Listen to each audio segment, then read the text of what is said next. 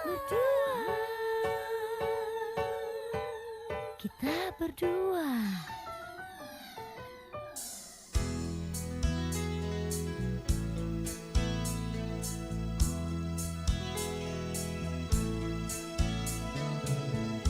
Resah jiwaku meronta tak berdaya,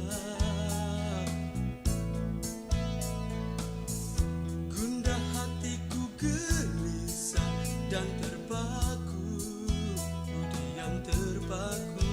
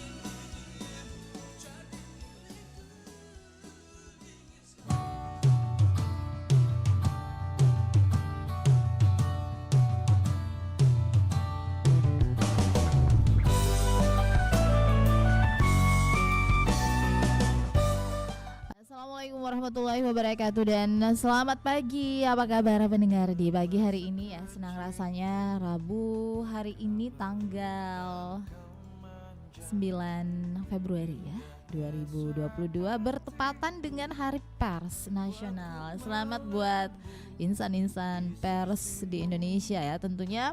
Dan di hari ini kita dalam dialog Lintas Makassar pagi akan bahas mengenai kontribusi pers dalam pembangunan.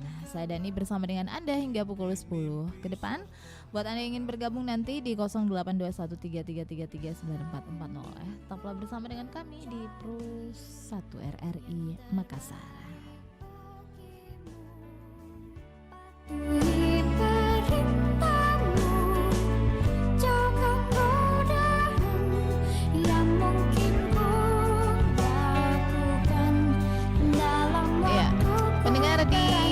Dimanapun Anda berada ya, kontribusi pers dalam pembangunan menjadi topik kita di pagi hari ini. Berbicara mengenai pers ya, kalau kita melihat berbagai tantangan dihadapi insan-insan pers baik dari masa ke masa ya, dan tentunya di era reformasi sekarang ini kita sudah melihat bagaimana tentunya kontribusi pers dalam setiap masa ya, khususnya dalam pembangunan dan kontribusi pers dalam kontrol sosial. Saya bersama dengan wartawan senior Sulawesi Selatan Bapak Dr. Dahlan Abu Bakar. Selamat pagi Pak Dahlan atau Kak Dahlan ya, kalau saya akrab manggilnya Kak Dahlan Abu Bakar. Selamat pagi, Assalamualaikum warahmatullahi wabarakatuh Kak Dahlan.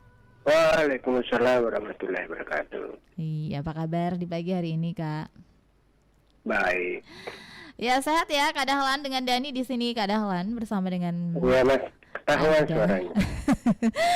Nah ini Kak Dahlan ini wartawan senior ya di Sulawesi Selatan. Siapa sih yang nggak kenal Dahlan Abu Bakar gitu ya?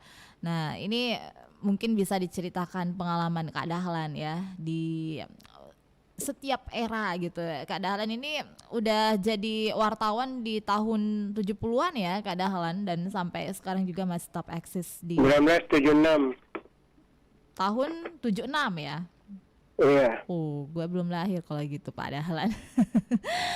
Ini saya belum lahir 76 ya. Berarti Kak Dahlan ini meniti karir pertama kali di Pedoman Rakyat. Ya, saya dulu di koran kampus dulu di Universitas 1975. Baik. Kemudian bisa diceritakan Kak Dahlan ini seperti apa sih tentunya dunia pers khususnya di Sulawesi Selatan ini. Kak Dahlan juga saksi hidup ya perkembangan pers di Sulawesi Selatan. Bisa diceritakan seperti apa Kak Dahlan? Iya. Jadi saya pertama mengenal dunia pers itu melalui pers kampus ya. Tahun 1975 ketika pertama kali mengikuti pendidikan jurnalistik pada bulan November 1975. Baik. Tetapi sebelumnya ketika masih menjadi mahasiswa, itu waktu pendidikan pers juga masih mahasiswa. Tetapi waktu mahasiswa itu saya duduk di pengurus senat, itu seksi publikasi dan dokumentasi. Di situ saya sudah mulai bikin berita, dan salah satu yang sering memuat berita saya itu adalah RRI. Baik. Ya, sampai saya pernah ditegur oleh staf Humas UNAS dulu. Namanya Dr. Adusan Pak Hamsa Taha. Beliau itu menegur saya bahwa tidak boleh mengirim langsung berita keluar ke RRI dan ke media, harus melalui Humas. Ya, tapi saya pikir berita itu kan mendesak, harus cepat, maka saya langsung saja kirim. Dan RRI selalu memuat kegiatan senat mahasiswa waktu itu, fakultas. Ya. Dari situlah saya mulai aktif majalah dinding. Majalah dinding itu hanya dikelola oleh 3 orang. Saya dengan almarhum Anwar Ibrahim dan Alwi Rahman sebagai ilustrator ya, yang membuat ilustrasi. setelah mengikuti pendidikan jurnalistik ya, saya mulai menulis di Pedoman Rakyat di kolom kampus. Meskipun pada tanggal 6 Juli 1974 saya udah mulai nulis cerpen, cerita pendek di Pedoman Rakyat dan dimuat ya. Honornya waktu itu 700 rupiah. Itu udah banyak ya, sudah banyak ya waktu itu. Banyak. Sebagai bahan perbandingan, SPP saya 1 tahun waktu itu 1.500. Jadi kalau saya menulis cerpen saya 3 kali dimuat dalam 2 bulan, berarti saya sudah bisa membiayai SPP saya dari menulis ya. Dulu kan 1 tahun itu dibayar 1.500. Nah, gitu ceritanya. Jadi yang berjasa, yang memperkenalkan saya, yang masukkan saya di Pedoman Rakyat itu adalah almarhum Haji Fahmi Miala, itu yang menjabat waktu itu wartawan Kompas. Jadi beliaulah yang memperkenalkan saya dengan seorang yang bernama Rosadi Sani. Itu ketika saya dengan almarhum berboncengan menggunakan Vespanya di Jalan Mongisidi, saya kemudian melontarkan pertanyaan, Kak Fahmi, bagaimana caranya menjadi wartawan umum? Nah, dia bertanya, kamu jadi wartawan umum ya? Maukah? Oh iya, saya mau. Oke, nanti saya perkenalkan dengan seorang teman. Hari itu juga saya diperkenalkan dengan Bapak Rosadi Sani. Dan kebetulan waktu itu mengasuh rubrik artikel di Pedoman Rakyat. Baik. Jadi saya langsung ke bagian layout itu, kemudian Kak Fahmi memperkenalkan saya, ini ada seorang anak muda yang mau menjadi wartawan. Dia dari koran kampus, Identitas. Jadi mulai saat itu saya ditugaskan untuk meliput kegiatan kampus, itu 76. Saya meliput dari kampus ke kampus IKIP, waktu itu masih di Jalan Sultan Hasanuddin, dekat Biskop Istana itu. Kemudian di kampus-kampus lain, Unismu dan sebagainya. Tetapi pada 1976, saya juga sudah mulai menulis di Surakarya, Jakarta. Untuk rubrik kampus. Ternyata karena tulisan saya mungkin dianggap bagus, dan juga saya mengirim berita, akhirnya Surakarya juga menunjuk saya sebagai koresponden di Sulawesi Selatan. Makanya antara tahun 76 sampai 83 saya menulis pada 3 koran yang berbeda, yaitu di Pedoman Rakyat, di Identitas, dan di Suara Karya. Kemudian pada tahun 1980 ketika Kak Fahmi naik ke Tanah Suci menunaikan ibadah haji, saya diminta untuk menggantikan sementara selama 1 bulan menjadi koresponden Kompas di Makassar. Tapi itu saya lakukan tanpa pengetahuan dari pimpinan redaksi. Kalau ketahuan pasti saya dipecat. Untung tidak. Baik. Jadi itulah ceritanya awalnya ya. 1977 saya udah mulai dikerahkan meliput bidang-bidang umum.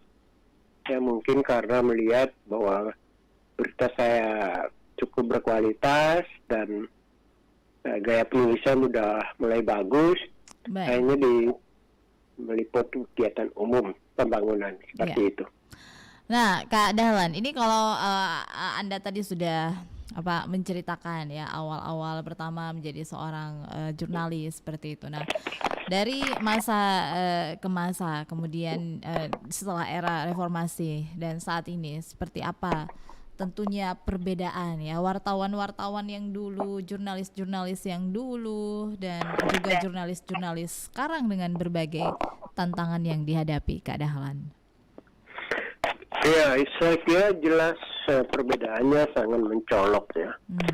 Ya, sangat berbeda.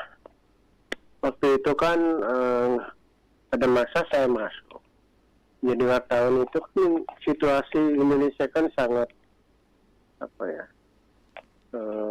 sangat penguasa itu sangat represif ya, sangat penuh dengan intimidasi.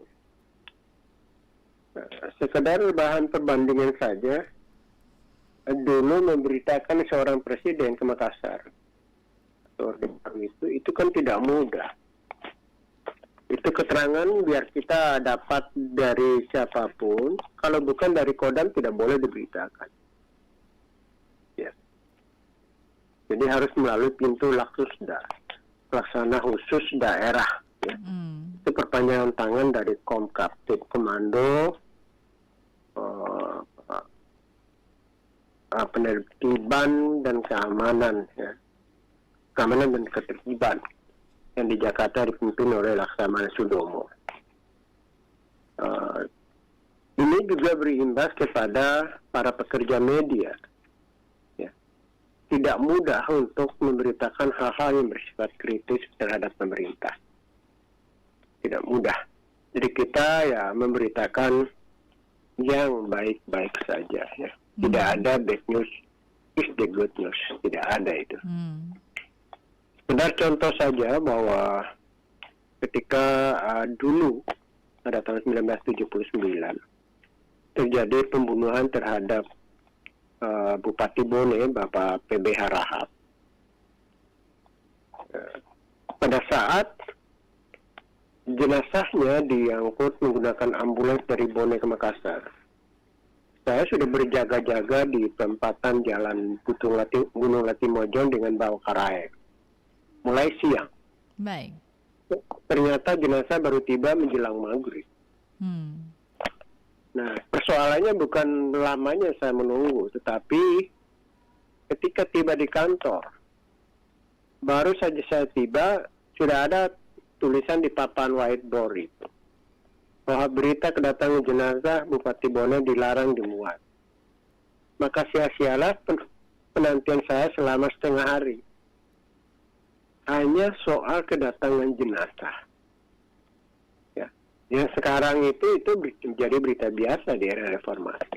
Tapi itulah pada masa pemerintahan Orde Baru. Begitu ketat ya. Baik. Jadi dulu masih ada budaya telepon. Ya. Kalau telepon dari petinggi keamanan sudah masuk, melarang sesuatu, jangan coba-coba. Nanti besok pemimpin koran itu bakal dipanggil. Ya, sekarang ini kan udah merdeka sekali. Saya selalu katakan kepada para wartawan muda bahwa ketika Orde Baru kita takut kepada penguasa, bukan kepada rakyat. Sekarang terbalik. Sekarang di era reformasi kita takut kepada rakyat dan bukan kepada penguasa. Mengapa demikian? Karena penguasa sudah sadar akan kebebasan pers. Tetapi rakyat kadang-kadang belum paham akan kebebasan pers dengan rambu-rambu dan aturan main berdasarkan kode etik. Ya. Saya kira seperti itu. Perbedaannya yang sangat signifikan dan mencolok. Ya. Kebebasan pers Indonesia saat ini ya terakhir dari 180 negara itu Indonesia berada pada peringkat 138. Ya. Baik. Ya. Nah, ini untuk Anda pendengar ya yang ingin bergabung di pagi hari ini bernostalgia juga dengan wartawan senior kita Pak Dahlan Abu Bakar. Bisa di 082133339440 ya. Jadi luar biasa ya tantangan yang dihadapi, ternyata wartawan senior itu jauh lebih berat ya di zaman-zaman yang dulu ya Kak Dahlan dibanding dengan sekarang seperti itu, karena sudah ada kesadaran juga daripada pimpinan untuk bisa memberikan informasi yang dibutuhkan oleh. Betul. Jadi saya mengalami itu selama 20 tahun ya. 22 tahun, 76 sampai 1998. Di bawah tekanan pemerintahan Orde Baru yang sangat ketat terhadap pers itu. Baik. Jadi kita tidak bisa bikin apa-apa. Nah, Kak Dahlan, ada yang menilai bahwa kebebasan pers di Indonesia juga cukup kebablasan gitu. Apakah seperti itu juga Anda menilai atau dalam kondisi yang masih normal-normal saja juga saat ini? Ada yang mengatakan kebablasan, ada yang mengatakan sebenarnya masih normal, Kak Dahlan. Iya, Saya juga setuju dengan itu bahwa kebebasan pers di Indonesia dimaknai atau disikapi secara kebablasan oleh segelintir oknum wartawan. Mengapa saya katakan kebablasan? Karena kebablasan dalam arti mereka itu tidak menaati lagi rambu-rambu lalu lintas kode etik jurnalis. Sehingga itulah sebabnya yang menimbulkan banyak terjadi kekerasan terhadap jurnalis. Baik. Terakhir itu ada seorang wartawan media online di Simalungun, Sumatera Utara. Itu kan ditembak oleh orang tidak dikenal. Ya, setelah dia tertembak, membaca beritanya, saya kemudian tertarik untuk mencari berita yang ditulis oleh media almarhum karena dia pemimpin redaksinya. Di media yang disebutkan, ternyata dari 5 sampel berita yang saya pilih yang bersifat kontrol, itu tidak satu pun yang ada konfirmasi, verifikasi. Tidak ada cover both side, ya. Tidak ada check and recheck. 2 dari 5 berita kontrol itu adalah menyangkut oknum kepolisian dan sama sekali tidak melakukan konfirmasi. Saya menduga musibah yang terjadi terhadap pemimpin redaksi media online itu dipicu oleh 2 berita tanpa konfirmasi tersebut. Ini adalah bentuk kebablasannya kebebasan pers yang dimaknai oleh segelintir oknum wartawan. Ya. Ini contoh. Sehingga kemungkinan besar banyak kekerasan yang terjadi terhadap oknum wartawan itu disebabkan oleh perilaku wartawan itu sendiri dan medianya yang tidak taat pada rambu-rambu kode etik jurnalistik. Saya kira seperti itu. Iya, ini yang menarik. Tidak taat kepada rambu-rambu kode etik jurnalis. Apakah sebenarnya memang wartawan sendiri tidak memahami sebenarnya kode etiknya sehingga mereka tidak memuat ya berita yang cover both side, berimbang, sehingga ya tentunya kembali juga ke diri jurnalis tersebut jika ternyata ada yang komplain dari berita itu. Ya. Ketidaktaatan terhadap kode etik jurnalistik bukan baru sekarang, melainkan telah terjadi pada tahun 70-an, 80-an. Baik. Pada waktu itu ada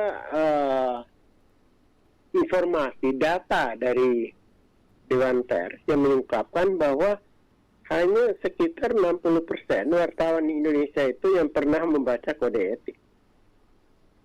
Apalagi sekarang ini dengan munculnya media daring, media online, itu banyak wartawan yang instan.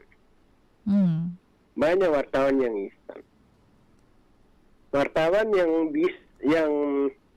menjadi media online karena kemampuan memainkan gawai atau gadget atau handphone, bisa menulis. Jadi hampir mereka mungkin tidak membaca kode etik. Baik.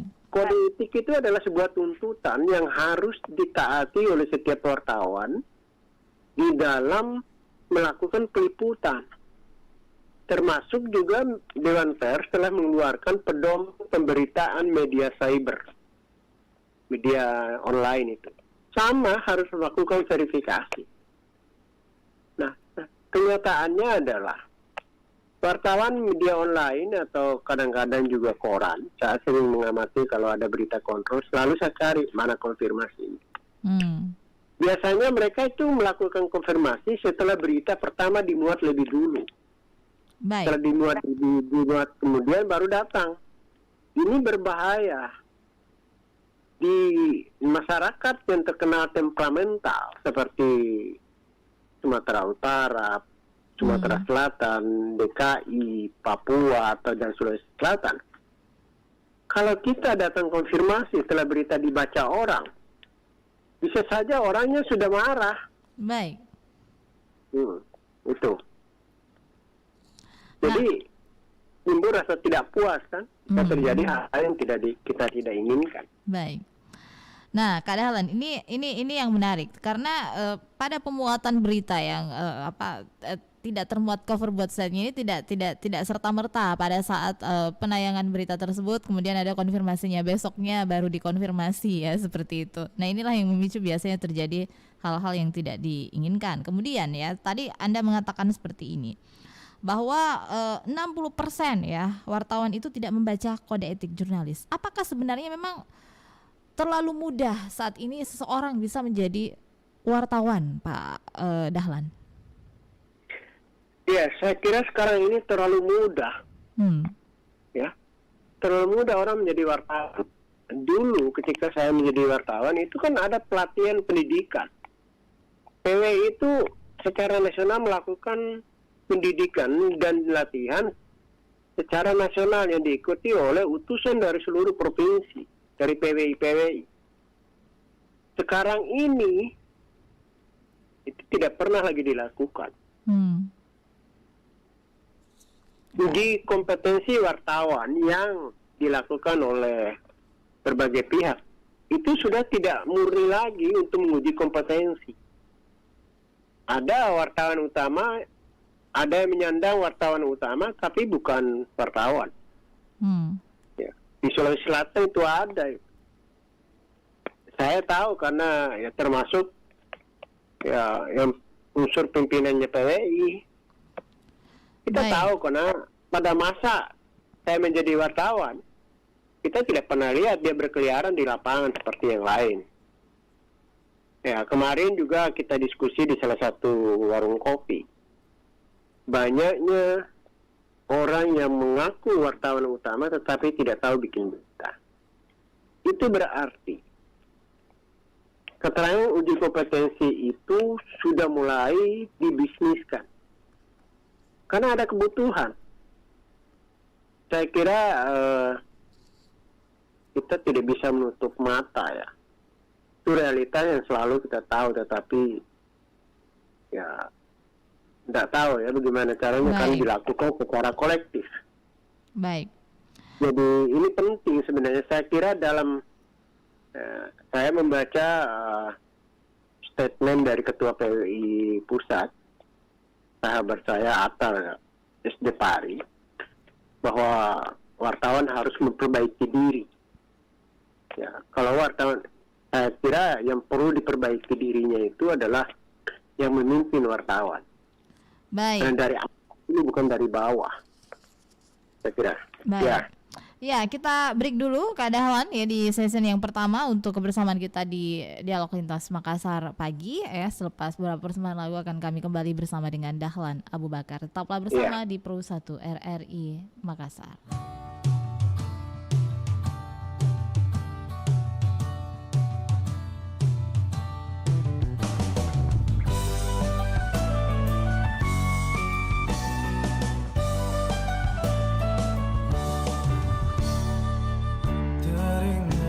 Masa kecilku, kau peluk dan kau manja. Indahnya saat itu buatku melambung di sisimu. Terngiang hangat nafas segar harum tubuhmu. Kau tuturkan segala mimpi-mimpi serta harapanmu. Kau ingin ku menjadi yang terbaik bagimu. Patuhi perintahmu, jauhkan godaan yang mungkin ku lakukan dalam waktuku beranjak dewasa. Jangan sampai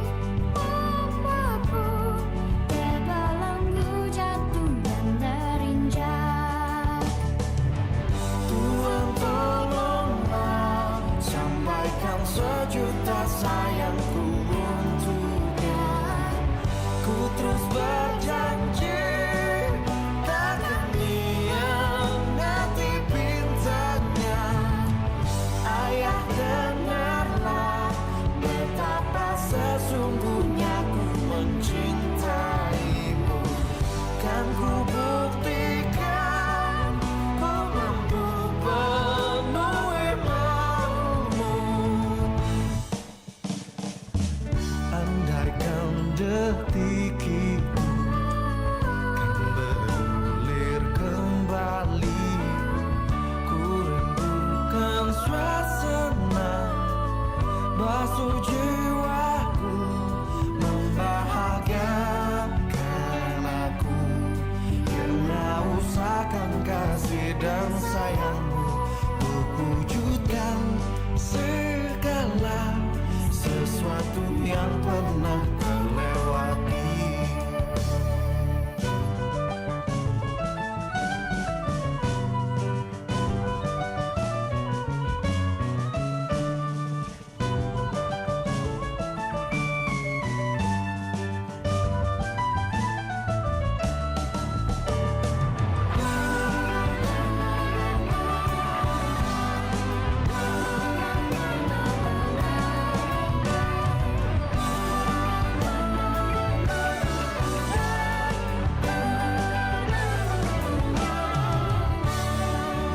Tuhan tolonglah sampaikan sejuta sayangku untuknya. Ku terus berjanji takkan hianati pintanya. Ayah, dengarlah betapa sesungguhnya ku mencintaimu. Kan ku buktikan ku mampu penuhi maumu.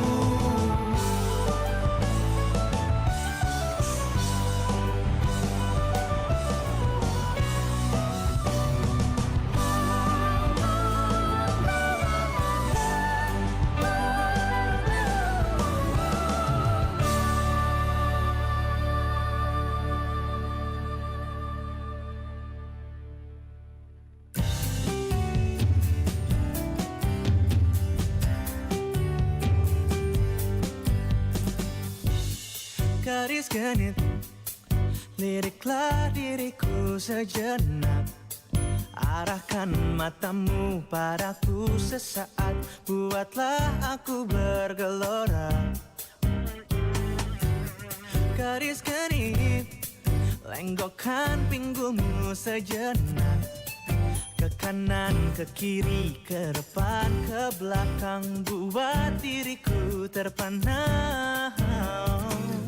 Biarlah bayangmu selalu di hatiku, kan ku ukir namamu sedalam-dalamnya, oh sebanyak-banyaknya. Garisku yang genit, gadisku yang cantik, kau buatku berbisik, oh oh oh. Garisku yang genit, gadisku yang cantik, wajahmu, senyummu, buatku cinta padamu. Gadis genit,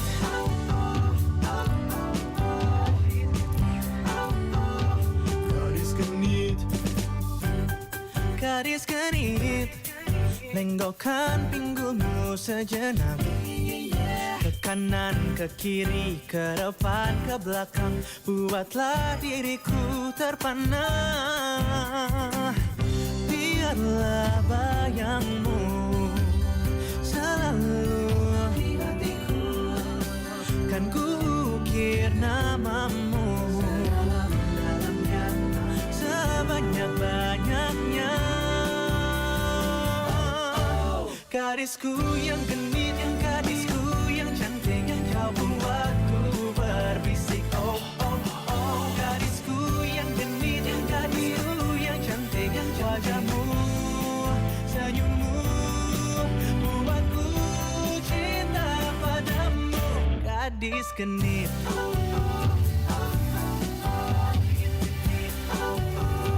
gadis genit, gadisku yang cantik, gadis genit.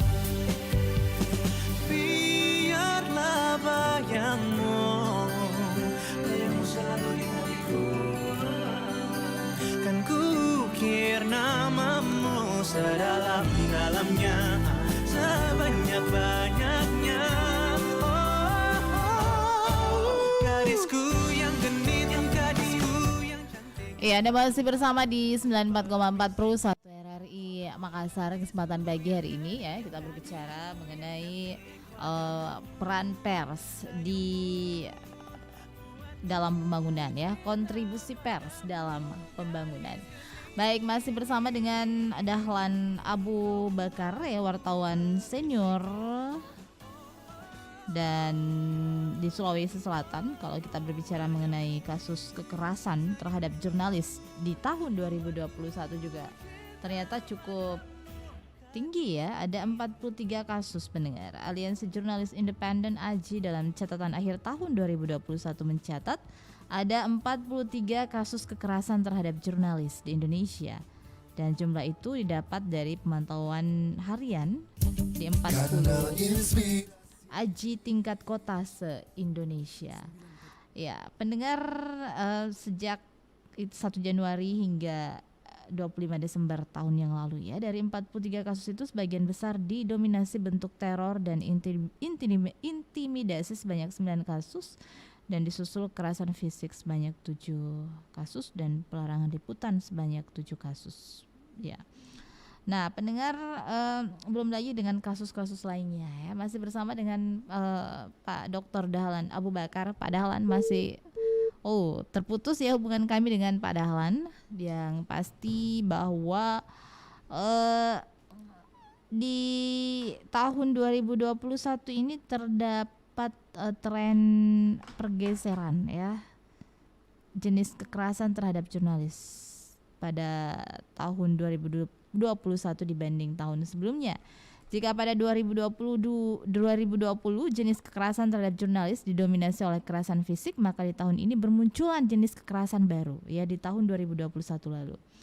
Ada yang terjadi serangan digital ya, sebanyak 5 kasus, kemudian ancaman 5 kasus dan penuntutan hukum baik secara pidana maupun perdata 4 kasus ya. Berdasarkan pelaku kekerasan, polisi mendominasi jumlah kasus yakni 12 kasus, disusul orang tidak dikenal 10 kasus, aparat pemerintah 8 kasus, warga 4 kasus dan pekerja profesional 3 kasus.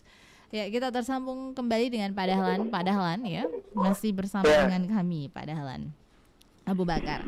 Baik, nah ini kasus-kasus kekerasan ya terhadap jurnalis. Nah, bagaimana tentunya ini AJI mencatat ada 43 kasus yang terjadi di tahun 2021 Kak Dahlan. Nah, ini bagaimana juga Anda melihat penyelesaian kasus kekerasan yang dialami oleh jurnalis saat ini? Apakah sebenarnya juga mereka ini mendapatkan keadilan atau seperti apa Kak Dahlan?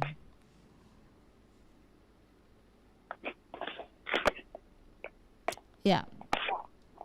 Halo? Iya, Kak Dahlan. Ini ada 43 kasus ya, 43 kasus yang dilansir oleh AJI yang terjadi di tahun 2021 yang lalu. Dan kalau kita berbicara mengenai kasus-kasus kekerasan yang dialami oleh jurnalis ya, apakah kasus-kasus kekerasan itu penyelesaian juga mendapatkan para jurnalis ini juga masih mendapatkan keadilan dari proses-proses penyelesaian kasus-kasus tersebut Kak Dahlan? Ya, jadi yang agak ironis dan miris dari kasus penganiayaan terhadap wartawan itu, penyelesaiannya tidak tuntas. Penyelesaiannya selalu berakhir dengan 5 huruf, kata damai. Kata 5 huruf itu damai. Contoh terakhir misalnya, kekerasan yang dialami oleh 2 wartawan Tempo yang meliput mencoba mewawancarai salah seorang terduga korupsi yang kebetulan sedang menghadiri pernikahan anaknya di salah satu gedung di Surabaya. Wartawan itu sudah memberitahu bahwa dia dari Tempo, tetapi pengawal petugas keamanan yang mengawal oknum pejabat itu malah tetap melakukan kekerasan. Artinya dia dirampas, dia punya alat meliput, kemudian kemudian disekap di salah satu hotel selama 2 hari. Ya. Dan cerita mengenai penganiayaan itu awal-awalnya memang gencar, tapi sekarang itu hilang lagi. Ya. Padahal sebenarnya kekerasan terhadap wartawan yang dialami oleh wartawan Tempo itu sudah melabrak KUHP pasal 18 kalau tidak salah, yaitu kekerasan yang dia terhadap seseorang secara bersama-sama, dan juga melanggar Undang-Undang Nomor 40 Tahun 99 yang berkaitan dengan menghambat pelaksanaan tugas wartawan. Dan sanksinya itu kan bisa dikena kurungan selama 1 tahun atau denda 500 juta. Nah, penganiayaan yang berujung pada pelanggaran terhadap Undang-Undang Nomor 40 itu yang dilakukan oleh segelintir orang tidak pernah dipraktikkan.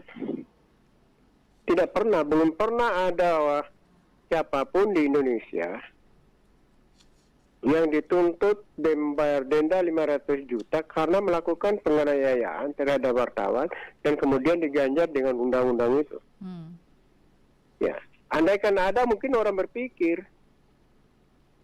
Jadi sebenarnya pihak-pihak tertentu yang melarang wartawan melakukan peliputan itu sudah kena pasal itu. Baik. Pasal Undang-Undang Nomor 40 karena menghambat, mencegah, menghalang-halangi. Ya. Karena wartawan kan bekerja untuk kepentingan publik. Kita tidak bisa bayangkan kalau tidak ada berita dari wartawan, dari mana orang tahu informasi yang mendesak. Jadi ini saya kira pemahaman yang perlu diberikan kepada para pihak ya.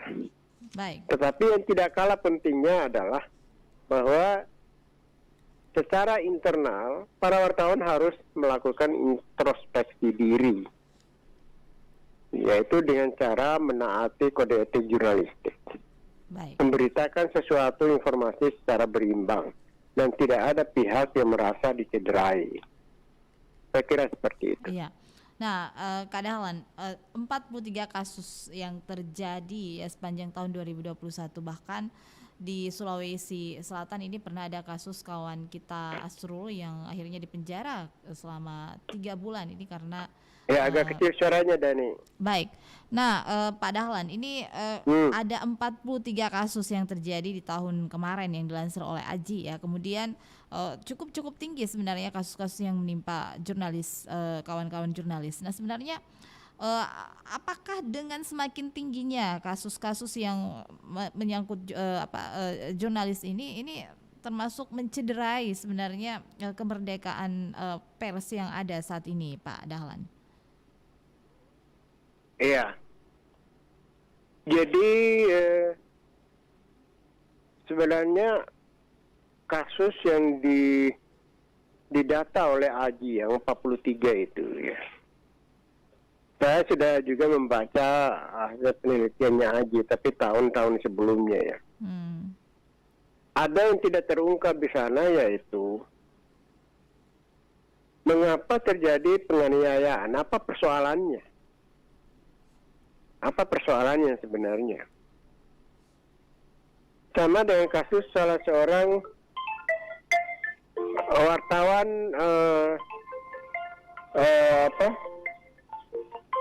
di Palopo. Baik. Itu kan tidak diungkapkan mengapa dia diadili, digiring ke pengadilan. Ya.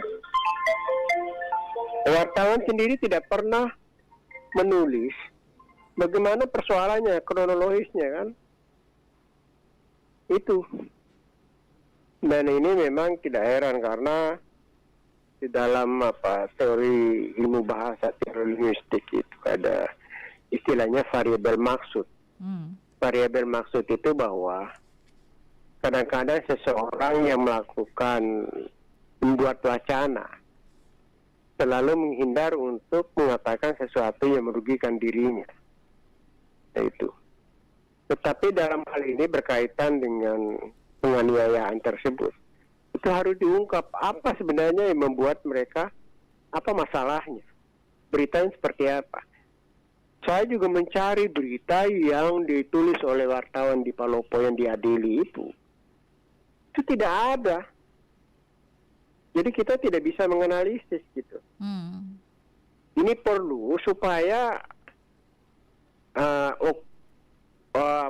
insan wartawan itu tahu kesalahannya hingga dia diadili. Jangan hanya melihat, karena wartawan itu bebas, padahal mungkin wartawan sendiri tidak menaati kode etik jurnalistik.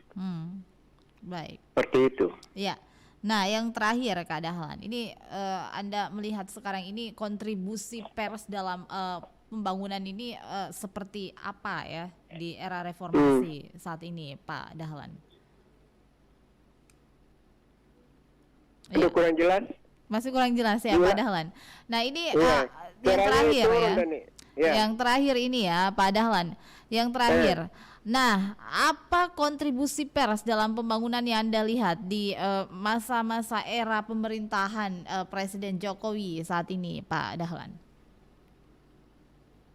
Ya, saya kira kontribusi pers itu memang yang paling penting adalah kontribusi memberitahukannya.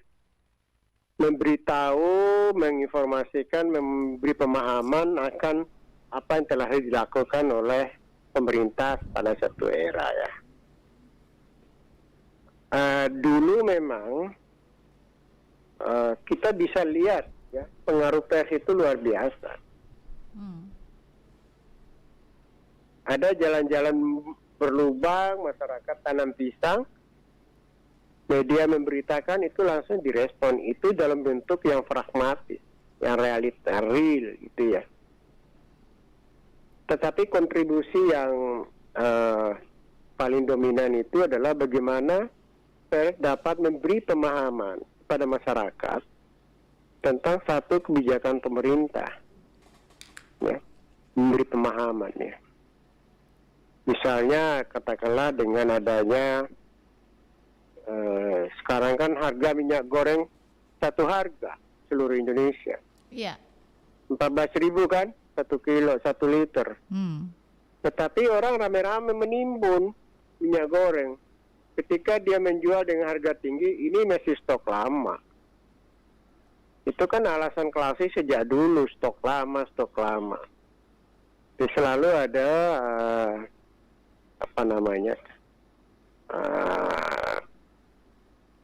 kepiawaian dari orang tertentu untuk mengelabui itu.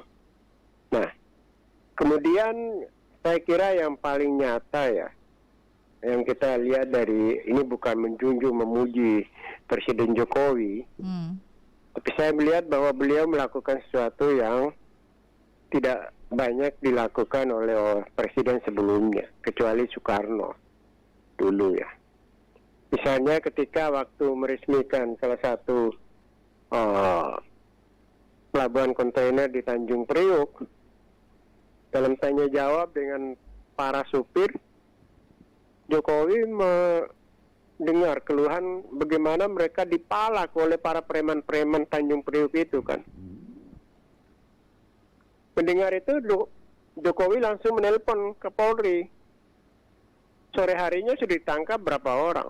49 orang preman itu. Ya, ini saya kira untuk rakyat kecil kelas sopir itu kan, contoh saja, belum yang lain. Jadi saya kira peranan pers itu tidak bisa dikesampingkan, karena dia merupakan pilar keempat dari demokrasi selain eksekutif, legislatif, dan yudikatif. Ketiganya kan tidak boleh saling mengontrol. Tetapi ketiganya itu bisa dikontrol oleh pilar keempat, yaitu pers. Ya, begitu Dani. Baik.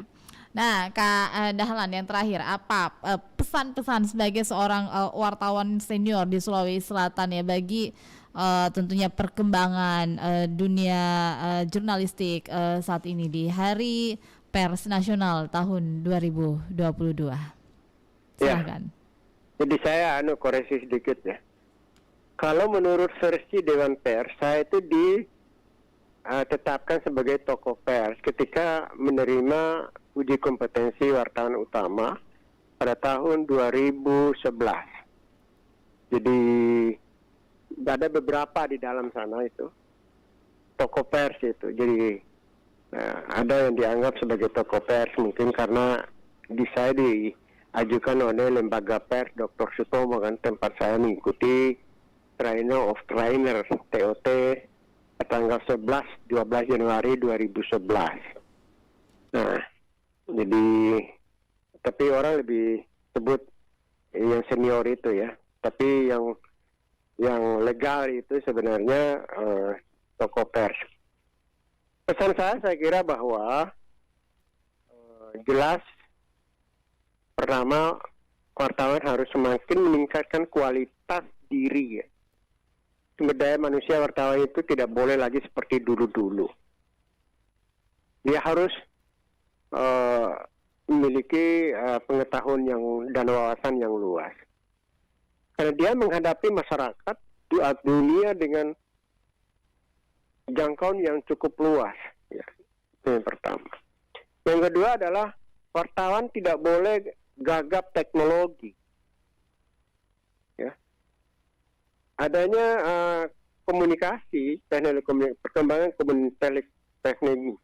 teknologi komunikasi ini sebenarnya diuntukkan adalah pekerjaan wartawan. Ya. Jadi tidak boleh gagap teknologi. Yang ketiga adalah tolong tetap menaati kode etik jurnalistiknya. Ya. Kode etik jurnalistik.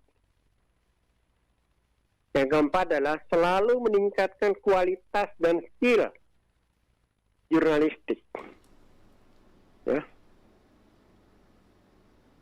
Karena sekarang ini media persaingannya sangat ketat, terutama dengan media daring.